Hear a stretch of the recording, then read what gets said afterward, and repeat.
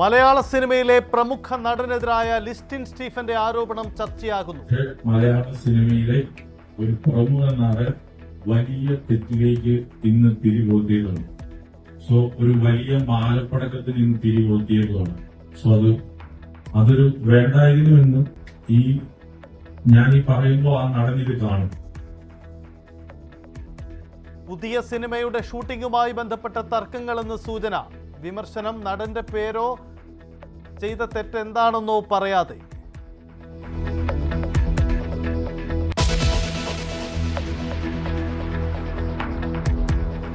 Kozhikode medical കോളേജിലെ മരണങ്ങളിൽ ആശുപത്രിക്കെതിരെ ബന്ധുക്കൾ. വെന്റിലേറ്ററിൽ നിന്നും മാറ്റിയത് മരണകാരണമായെന്ന ആരോപണം.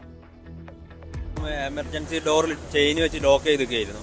അതൊന്ന് ചെയിന് തുറന്ന് ഒരു ഡോറ തുറക്കാൻ പറ്റുകയുള്ളൂ. വെന്റിലേറ്ററിലുള്ള രോഗിനെയൊക്കെ ഇതാക്കിയത്. ഇങ്ങോട്ട് വന്നപ്പോൾ വെന്റിലേറ്റർ ഒന്നും ഇല്ലായിരുന്നു.